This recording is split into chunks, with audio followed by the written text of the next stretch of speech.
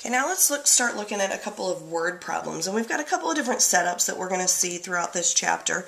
And as we work more with them, you'll recognize problems that are like other problems that we've done. And so I've picked a couple of problems here that we're going to do in the videos that are similar to ones that you have on your homework. You're just going to need to make sure that you recognize the similarities and the differences between these different types. And so we just need to kind of work through and look at the information that we're given and how it relates to each other. So in this particular problem, we're told that Jessica spends $16 on tubes of paint and disposable brushes for an art project. Each disposable brush costs 50 cents and each tube of paint costs $3. She bought twice as many brushes as tubes of paint. And we want to know how many tubes of paint did she buy and how many brushes did she buy. Well, we need to figure out how do we put all this information together. Well, we have a couple of different situations going on here. We have some information that all deals with the cost of what she purchased. She spent $16, the brushes cost 50 cents, the paint cost $3. And then we have some information about how many she bought. Well, that right there is going to distinguish between our two equations. So we're going to, as we look through here, look for things like that. What information seems to group together the easiest? And in this case, we've got one set of information that deals with cost and another set of information that deals with numbers, how many she purchased. So let's put all the cost information together, and we need to realize that we're going to have two different variables because we're dealing with two different items. How many tubes of paint and how many brushes. Well, that right there tells us what our variables are going to stand for. So we're going to have, let's say, B stand for number of brushes, and P stand for number of paints. So, how much did she spend? Well, she spent a total of $16. And she spent that on paint and brushes. And we know that the paint costs $3 and the brushes are 50 cents. So our first equation is going to be 0.5 for 50 cents times B, the brushes, because one brush costs 50 cents, plus 3, the cost of a paint, times P, the number of paint she bought, and that is going to equal $16. Now the second equation deals with how many she bought. We know that she bought twice as many brushes as she did tubes of paint. Now this wording can be a little tricky, and a lot of times we would do this backwards. And so let's just do a little chart. So for example, since she bought twice as many brushes as paint, that would mean if she bought one paint, that's 2 brushes. 2 paints would be 4 brushes. 3 paints would be 6 brushes, correct? So we want to make sure that when we write this equation that it fits with what we know is going to be the pattern. And so we know that we're going to have somehow equivalent paints and brushes, but one of these needs to be multiplied by 2. Well, if we look over here, which one do we multiply by 2 to get the other? We multiply 1 by 2 to get 2, 2 by 2 to get 4, 3 by 2 to get 6, which means the P is the one we want to multiply by 2. So our second equation is 2P equals B. And oftentimes, if you look at the wording, this is what's done backwards because this is twice as many brushes as tubes of paint. And so our first inclination would be, oh, well, let's multiply the B by 2. Well, but that's not how we do it and we use this little chart to help us figure that out. I guess it would help if you could see my little chart there. Okay, so now we've got our two equations, and we're going to solve by substitution. Well, if we look at our two equations, right here we've got a B equals, and so we've already got one variable by itself, so that step is taken care of. And so now in this first equation, wherever we see a B, we're going to take it out and we're going to put it 2P. So we're going to have 0.5 times, and instead of B, 2P, plus 3P is equal to 16. And 0.5, or 1/2 times 2, is just 1. So we have p plus 3p equals 16. P plus 3p is 4p. So 4p equals 16. Divide by 4, p equals 4. So we've got 4 paints. Okay? So now we need to figure out, well, how many brushes is that? Well, we're going to come to this one here, and we know that B is equal to 2 times P, which is 4, so B is equal to 8. So this means that we've got 4 paints and 8 brushes. Well, we need to check that with our original equations, and so let's go back up here, and we know that a brush is 50 cents. So if we have 0.5 times 8, number of brushes, plus 3 times 4, the number of paints, that should equal 16, which it does. And 2 times our paints, 4, 2 times 4 should equal 8, which it does. We don't need a calculator to check that one. So on these word problems, our answer is actually not an ordered pair. If we were graphing this, it would represent an ordered pair, but we're not going to write it as an ordered pair because we didn't use X and Y. We used paints and brushes. And so we're going to write out what our answer is. In this case, it's 4 paints and 8 brushes. Okay, let's look at another situation here. We've got a travel agency that offers some Chicago outings. Plan A includes hotel for 4 nights and 3 pairs of baseball tickets for a total cost of $765.50.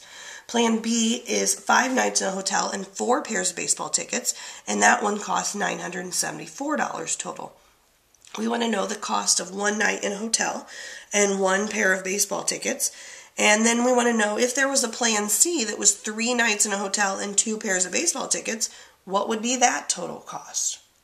Well, we need to figure out, how do we write our 2 equations? Well, what 2 things do we have going on here? We've got Plan A and Plan B. And so our equations are going to come from 1 equation for Plan A and 1 equation for Plan B. Okay? Well, what does Plan A include? It's got 4 nights in a hotel and 3 pairs of baseball tickets, and we have a total cost. Well, so that equation is going to be 4 times hotel, 4H, and the plus 3B, 3 baseball tickets, and that is a total of $765.50. Because what we don't know right here is how much the hotel costs and how much the baseball tickets cost. But we know how many of those we purchased, and we know the total cost. The second equation is going to be the same idea for Plan B. Well, it is 5 hotel plus 4 baseball, and that is $974.00. So there are our 2 equations. So now we need to go about solving these by substitution. Well, we need to get something by itself, and in this case, any of these are probably going to give us decimals, but we're dealing with money, so decimals are okay. We're just going to need to use our calculator to kind of help us out on this one. Okay, so I'm just going to take a look and let's rearrange the second one, and I'm going to rearrange it for B. So I'm going to start by having 4B is equal to negative 5H plus 974. And then we need to divide everything by 4.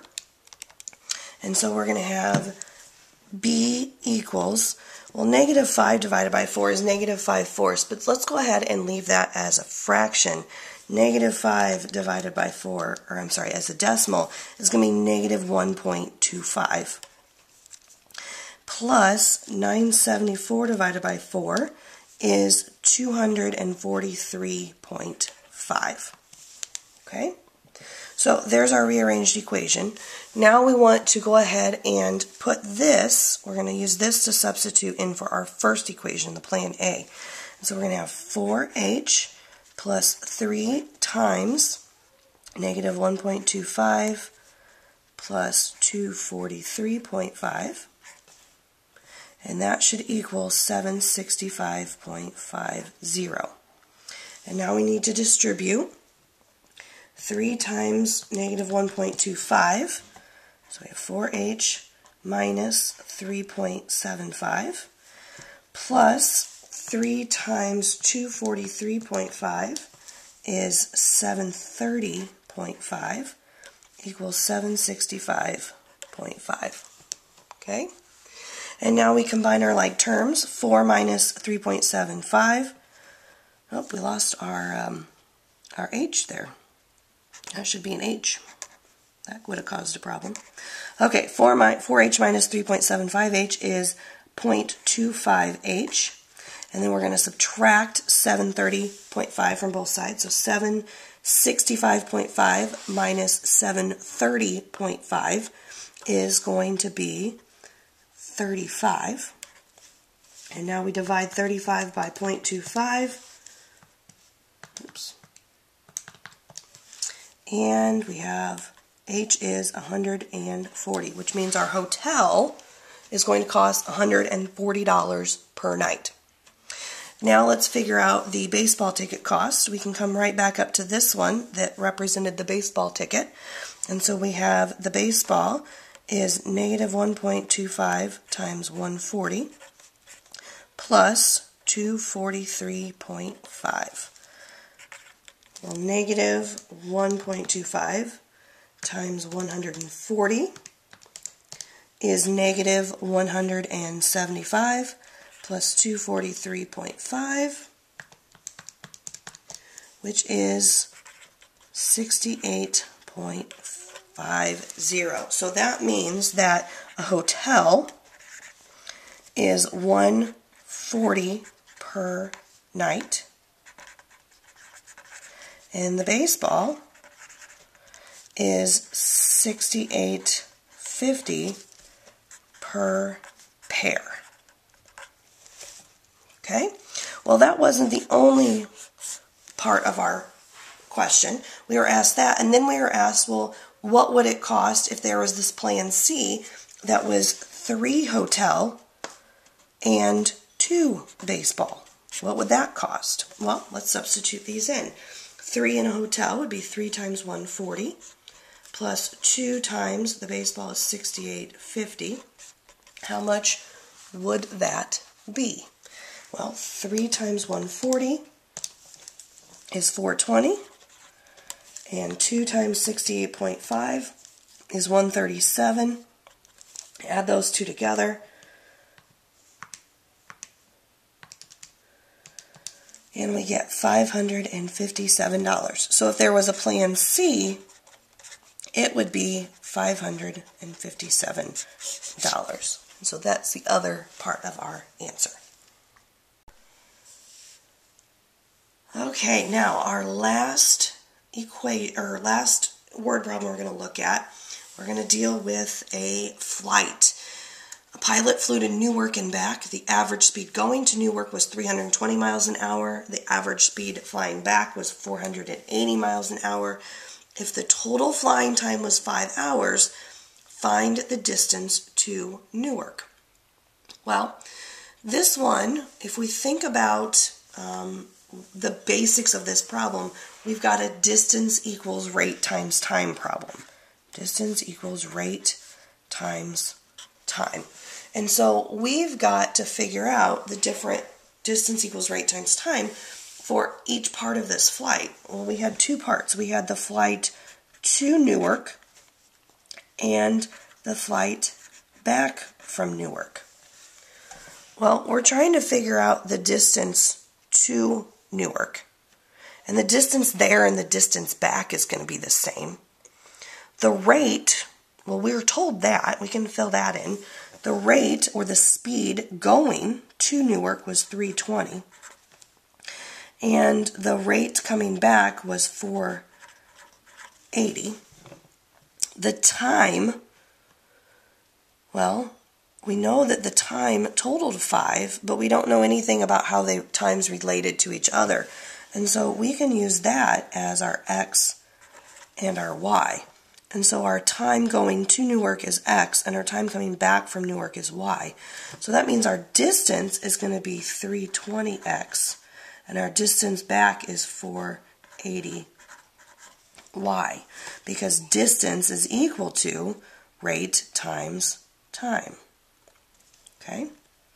Well, we need to figure out how to solve this in relation to each other, because if we were to just use these two equations, well, this one's only x's and this one's only y's, and so that's not going to help us anything. But we can write an equation based on this right here, that the time x and y has to equal 5. So our first equation is x plus y equals 5, because the time there plus the time back is equal to our total time of 5. Our other equation can be written from this relationship right here. We know that the distance to Newark and the distance back from Newark is exactly the same. We flew there and then we flew back. We didn't take any different routes. There's nothing that tells us that we went a different route. We just went there and came back. So our other equation is 320x is equal to 480y. So now we need to rearrange an equation so that we can solve this. Well, this one's an easy one to rearrange. I'm going to rewrite this. It doesn't even matter if we solve for x or y. Let's go ahead and solve for x. So we're going to subtract y from both sides. So x would be 5 minus y. So now I can use this to substitute in my other equation. So I'm going to say 320, and instead of x, I'm going to do 5 minus y is equal to 480y. Well, 320 times 5 is 1600. So 1600 minus 320y is equal to 480y. Now I want to add 320 to both sides. 480 plus 320 is 800. So 1600 equals 800y. And divide by 800, so y is going to equal 2. So that means it took me 2 hours to fly back from Newark. Okay? Which means that my x is 5 minus 2, or 3. So it took me 3 hours to fly to Newark and 2 hours to fly back. But my question is, what's the distance to Newark? Well, either one of these will give us that. So if we use the y is 2, 480y represents the distance. Y is 2, so 480 times 2 gives us our distance to Newark. So 480 times 2 is 960 miles. Now we should also check to make sure we also get 960 if we plug in or substitute in the x. So does 320 times 3 also equal 960? And 320 times 3 is 960. So our distance to Newark is 960 miles.